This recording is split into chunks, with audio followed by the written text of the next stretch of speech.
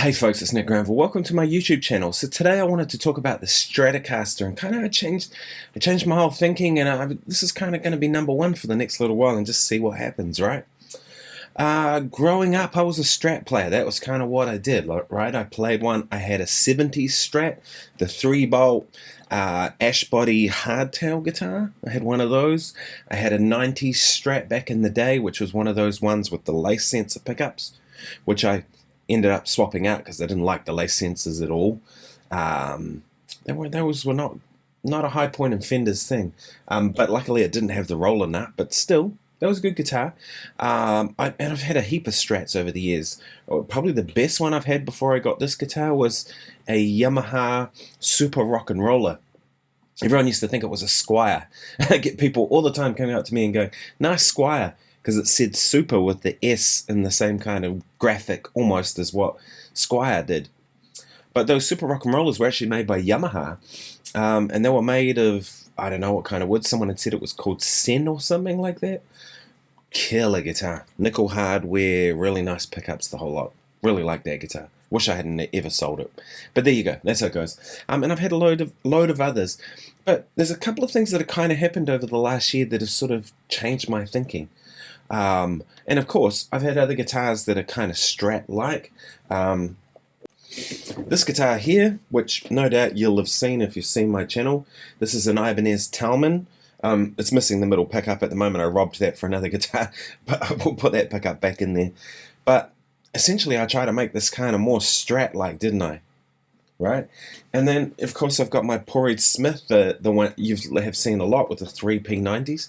Because for a long time, I was kind of trying to avoid being a Strat player. And the reason for that is that it's it's everywhere. Loads of players are Strat players. It becomes like this thing that, you know what I mean? And I was like trying to look for something different, you know what I mean? So that's why that Porried Smith.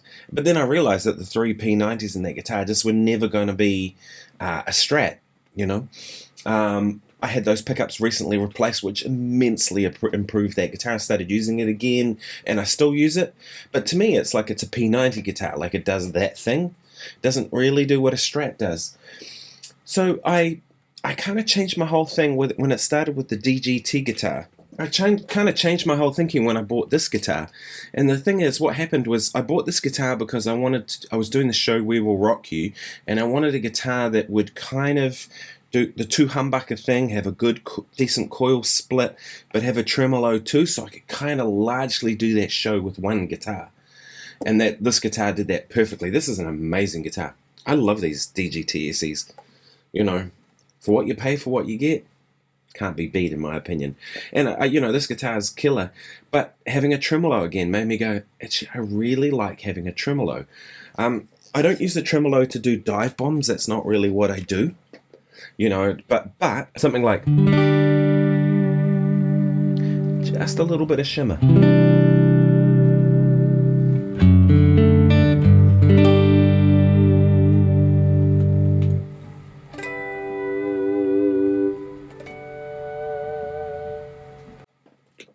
It's just a really nice texture to add to things. So I kind of have felt for a minute now that having a tremolo is kind of my thing.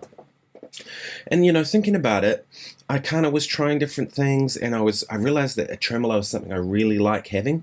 For the longest time, I didn't like tremolos because, you know, guitars go out of tune, they cause issues, but it's just such a good sound, right? So that guitar made me think that. And then I bought this Squire Strat, this one here. You may have seen it. I bought this for a couple of $100 off this kid, and I bought it. I had to do some work to the bridge to get it to play again. But this, I bought this guitar kind of as a knock-around guitar to have around the house. So if someone comes for a guitar lesson and they haven't got a guitar with them, I go, here you go, use this one. Or if a buddy's in town and he says, oh, can I borrow a guitar? Take the Squire Strat. Because, you know, it doesn't matter if it gets broken. You know, it wasn't a big outlay in it. But it made me think, gee, I really like this Strat thing. I still hate the bridge pickup on a Strat. It's just thin.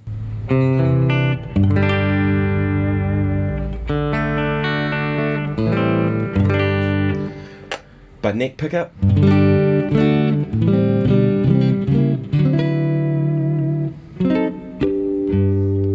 So I kind of went on this quest to look for Strats. I was talking to my buddy Warren Mendonza, a really fantastic guitar player. I mean, his thing, he calls himself Black Strat Blues, right? Because he's a Strat guy through and through, right? And I was talking to him about it. He suggested a couple of guitars, and we sort of started looking at some. And then I tried this Japanese Strat at a little music shop in town, and it was fantastic. And at the time, we were just about to go to Alaska for a week, and then we were going to Los Angeles for a week. I was going to the NAMM show. So I thought, well, if that guitar's still there when I get back, I'll go and reconsider it again. And then it sold. So there you go. But anyway, I kept looking, you know, like maybe 4 months later, they bought this guitar in, and I went and tried it. And I remember thinking, like, I just played. Usually what I do, if guitar's sitting on a shelf, I grab the B string and I play that, and I kind of hold the body here, which I think Carl Verheyen came up with that one. But I kind of hold the body here, and if I can feel it resonating through it, I know there's something kind of going on. The low strings will, of course, resonate, but something about that B, like if it really resonates through the body of the guitar, I know there's something going on, and this guitar did. Then I tried it, and I kind of thought, man, that's cool. But I thought, it just hasn't been played. This is a 1994 made in Japan. These were way better than the American Fenders of the 90s. A lot of those were, that wasn't Fender's best period. You know, same with the 80s, right? Onico pickups, really good hardware, like a proper block. It's one thing my buddy Warren said. He said, be careful of the blocks. Sometimes they use those really small ones, like I've got in that Squire, you know, and they're not going to be as great. If you have to outlay on a bridge and all that kind of stuff, you might as well just buy another guitar.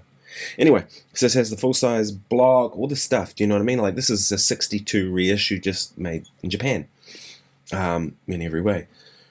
So I tried it, and then I went away going, nah, it just hasn't been played. And then in the back of my mind, it kind of stuck there. I went back into the shop again, and I tried it again. I thought, you know, maybe I could be the one that plays it and breaks it in and kind of makes it what it is. And so it kind of became a project for me. But I loved how warm it was. It's a really warm sounding Strat. And all the Strats I tend to prefer are usually like that. It still sounds like a Strat. It's still bright when it needs to be.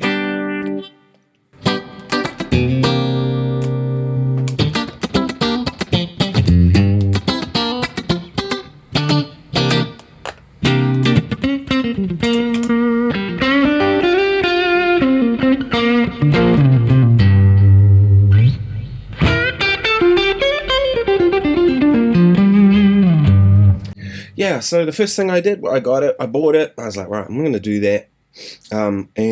First thing I did was I moved the wire from the tone control, which was on the middle pickup, and I moved that to the bridge pickup. So now that tone is there, that tone is the bridge, and this one is just wide open. I only ever use the middle pickup kind of in combination, so like that kind of thing, or the 2 and 4. I may still put a humbucker in here. I'm kind of humming and hawing about it. I quite like it how it is, but I miss having a humbucker there. I just don't like the Strat pickup in the bridge, a tele bridge. And I kind of figured, well, if I really need the Strat pickup in the bridge, I can play that Squire. Or I can play, like even better yet, I can play the Telecaster if I want a single coil bridge pickup.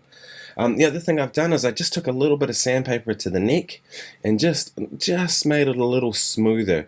It was pretty glossy, and now it feels more like raw wood, which is great. So that's something I did. I put strap blocks on it.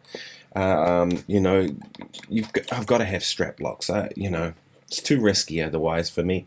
So those are the only things I've done. It is going to get a refret. This does have the 7 1/4 radius, which I don't particularly dig.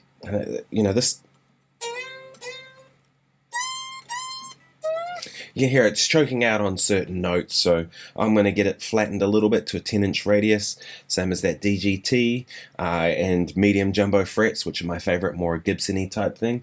And then I'm just going to leave it for a while and just play it, see what happens. So, yeah. So, yeah, I guess I'm a Strat guy again. I say again because I used to be a Strat guy, then I kind of fell out of love with it.